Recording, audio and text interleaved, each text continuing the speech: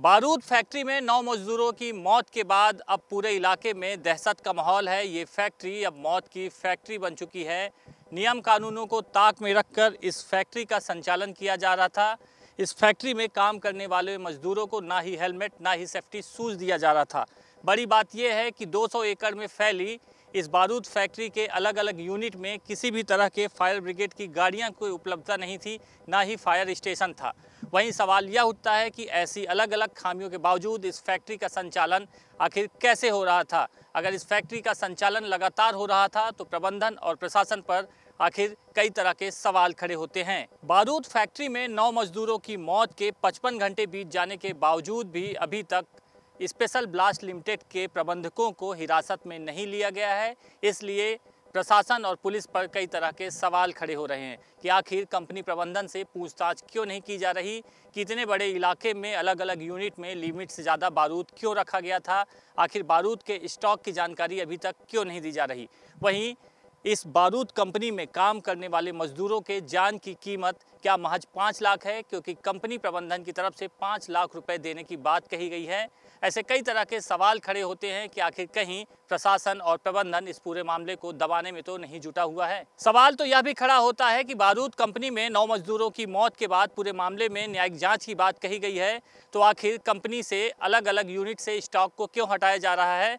बारूद जब ज़्यादा लिमिट में यहाँ पर रखा गया है तो आखिर इसकी जानकारी कलेक्टर और एसपी को क्यों नहीं दी जा रही, और जब तक उच्च स्तरीय जांच की पूरी कमेटी नहीं बन जाती तो न्यायिक जांच के पहले आखिर यथास्थिति क्यों नहीं रखी जा रही। ब्लास्ट के बाद एक बार फिर बेमेतरा विधायक दीपेश साहू यहाँ पर पहुँचे हुए हैं, उनसे बात करते हैं। ये बताइए कि अभी फिलहाल आप यहाँ पर पहुँचे थे, क्या बात हुई कलेक्टर एसपी से? जी, जैसे कि जिस दिन घटना हुई है लगातार हमारे शासन प्रशासन की टीम लगी हुई है। इसमें जो यहाँ पे दबे कुचले हुए हैं, प्राथमिक अवस्था में हम उनको जेसीबी के माध्यम से 13-14 जेसीबी यहाँ पे लगी हुई है, और जो अगर हमको बॉडी का जो पार्ट्स है मिल जाए, हम ये कोशिश में लगे हुए हैं।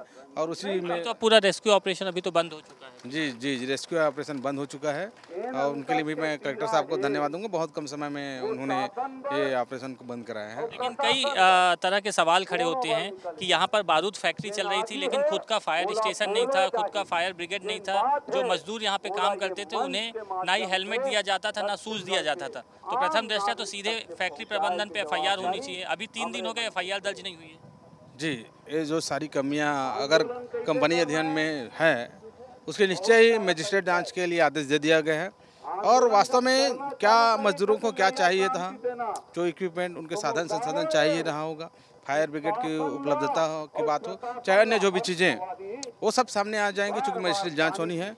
फिर उसके बाद जो भी यहाँ पे दोषी है उनके ऊपर दंडात्मक कार्रवाई करेंगे। देखिए, नियम ये कहता है कि जब तक मजिस्ट्रियल जांच नहीं होती तब तक चीज़ें यथावत रहनी चाहिए, लेकिन ABP न्यूज़ के कैमरे में कैद हुआ है कि अंदर जो है कई ट्रक जो है बारूद भरकर बाहर निकल चुके, क्योंकि बताया जा रहा है जो मजदूर थे कि बहुत ज़्यादा स्टॉक था यहाँ, जिसके कारण से ब्लास्ट हुआ। तो स्टॉक हटाने का काम चल रहा है और पूरा पुलिस और प्रशासन लगा हुआ कि स्टॉक बाहर चला जाए कहीं ना कहीं। जी, इसकी जानकारी तो मुझे नहीं है, लेकिन कई होता है ऐसी जब घटनाएं घटती हैं तो अफवाहें उड़ती हैं कई प्रकार की कि जो है यहाँ बारूद यहाँ से गाड़ी निकाली जा रही है।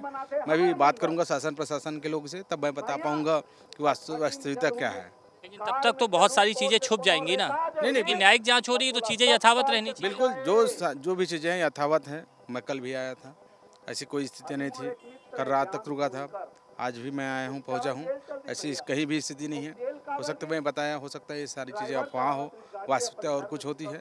लेकिन अगर ऐसा कुछ भी होगा तो मैं अभी जा कर के मिलूँगा, और जो अगर गलत हो रहा है उसको बिल्कुल रोकने का प्रयास। मुआवजे की अगर बात करें तो फैक्ट्री प्रबंधन की तरफ से 5 लाख रुपए मुआवजा दिया जा रहा है, और ये देने के लिए तहसीलदार पहुंच रहे हैं। जो स्थानीय मजदूरों के परिजन हैं वो मना कर रहे हैं, लेकिन कहीं ना कहीं प्रबंधन अभी सामने नहीं आया है। और क्या लगता है आपको, किसान और मजदूरों के जान की कीमत जो इस बारूद में काम करते हैं उनकी सिर्फ 5 लाख रुपए है?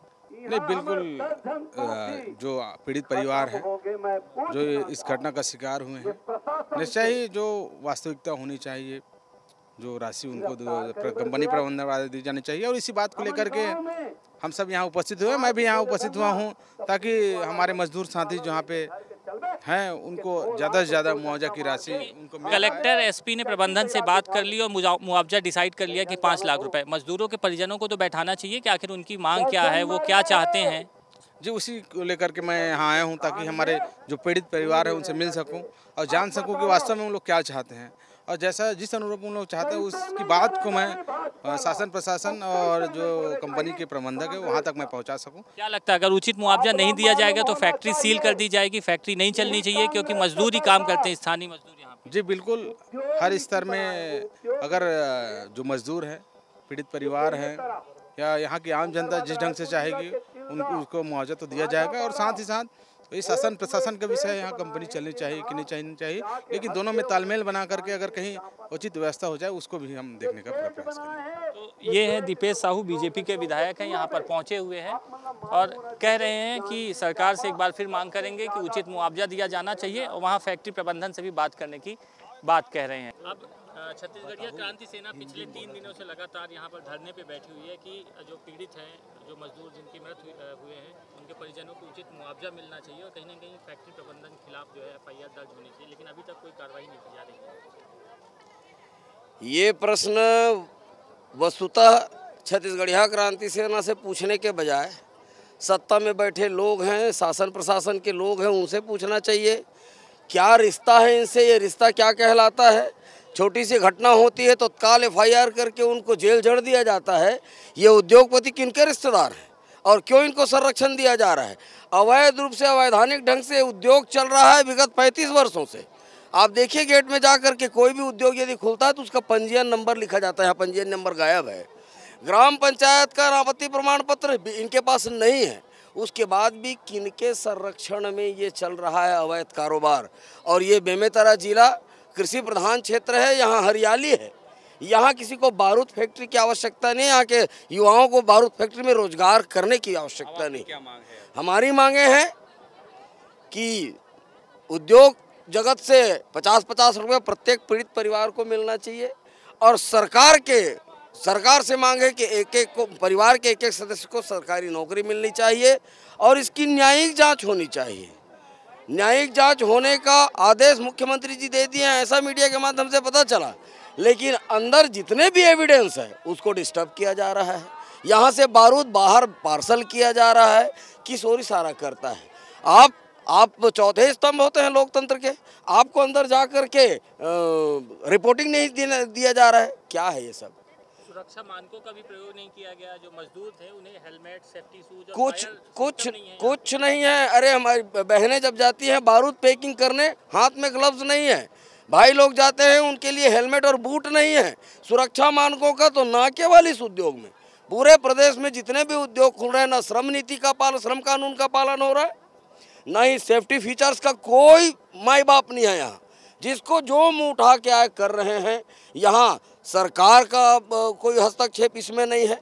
पता नहीं क्यों सूटकेस लेते हैं, लिफाफा जाता है, क्या है माजरा समझ से परे। आज 3 दिन से मृतक परिजन बैठे हुए हैं, अपने बच्चों के मृत शरीर को देख रहे हैं, उनके शव को पाने के लिए। कितनी बड़ी विडंबना है।